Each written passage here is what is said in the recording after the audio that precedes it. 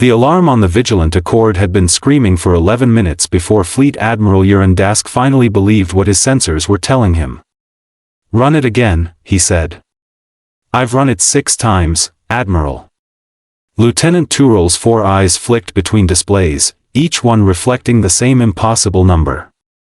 Mass signature, 2.1 million tons. Drive signature, unknown. Point of origin, the debris field at Kessar's reach. It just appeared. No warp flash. No jump wake.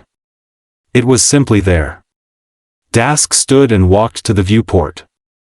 Outside, the wreckage of 11 coalition warships drifted in slow, silent orbit, the remains of a fleet that 3 days ago had been the pride of the Threen Sovereignty.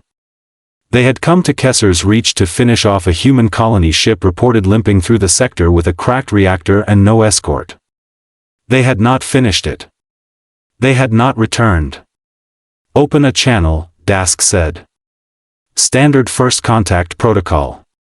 I want to know what we're dealing with before it decides we're a problem." The comm officer worked her console. 20 seconds passed. Then the Vigilant Accord's bridge speakers crackled, and a voice came through, flat, unhurried, almost bored. "This is Captain Renata Ostrowski, United Earth vessel Kestrel's det.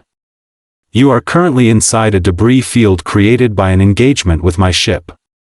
I'm going to give you one chance to reverse course. After that, I stop being polite." Dask exchanged a look with Turel. The universal translator had rendered the words perfectly, but something in the tone resisted translation, a total, almost casual absence of fear.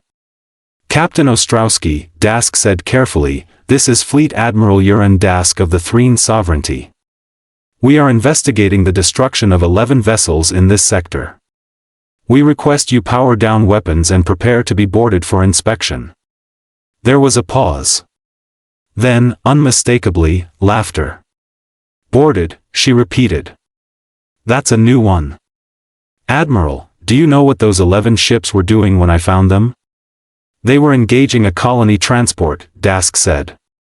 "A civilian vessel. They were engaging a civilian vessel with 2,000 people on it. Children. Grandparents. A hydroponics engineer named Danny Okafor who used to sing to his tomato plants because he swore it made them grow faster." Her voice did not rise. "It didn't need to. Your fleet opened fire on that ship 4 times before my transponder even registered on their scopes. I know because I pulled the sensor logs off the wreckage afterward. I read every second of it." Dask felt something cold settle in his chest, not fear exactly, but the recognition of it approaching. The transport was believed to be smuggling weapons into contested territory. It was carrying seed stock and medical supplies to a colony that was starving. "I checked that too." The bridge went quiet. Even Turel, who had 4 ears and heard everything twice, said nothing. "Here is what's going to happen," Ostrowski continued.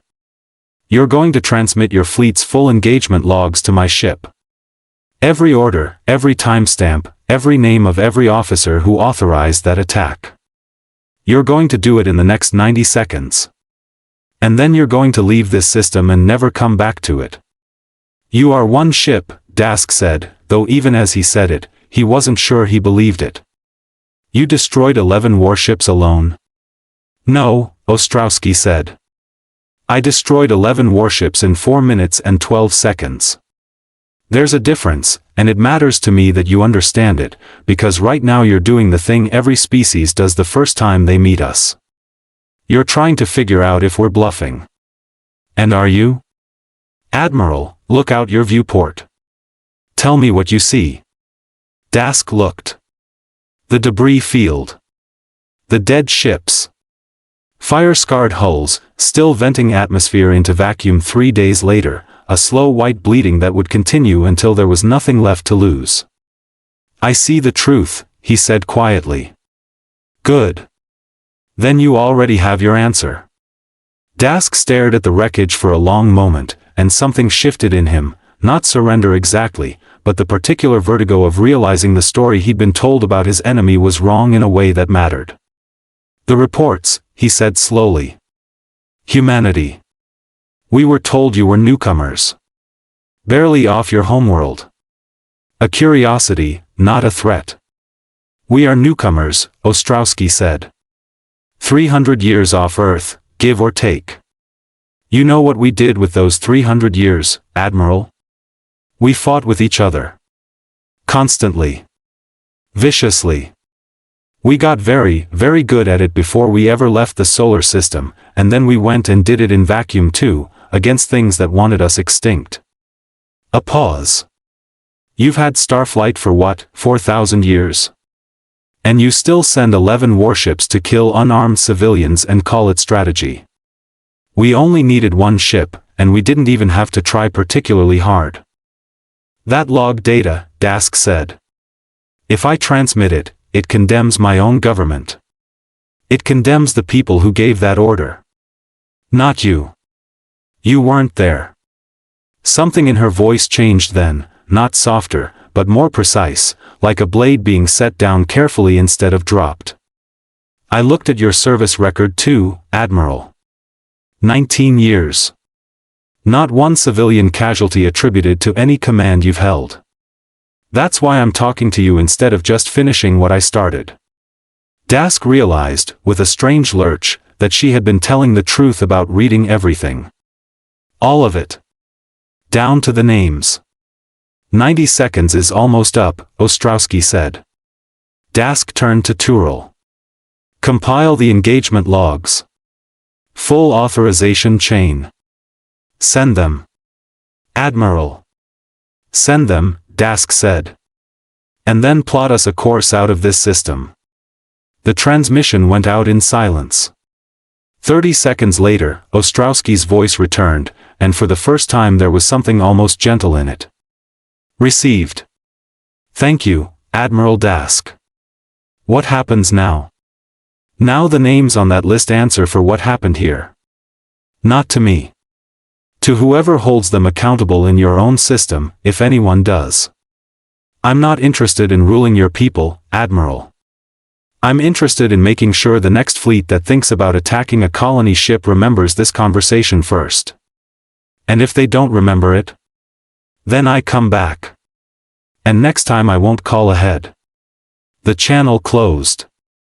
Dask stood at the viewport a long time, watching the slow bleed of atmosphere from 11 dead ships, watching the Kestrels dead, still invisible, still silent, still simply there somewhere in that field like a held breath, until at last his own ship's engines lit and turned them both away. Word of what happened at Kessar's Reach spread through the Sovereignty within a week, and then through a dozen neighboring powers within a month. The details shifted with each retelling, the numbers grew, the timeline compressed, the mysterious captain became mythic. But one detail never changed, repeated in briefing rooms and bar rooms and command decks across 100 worlds, the one fact every version agreed on. Humanity had only sent one ship. They hadn't needed a second.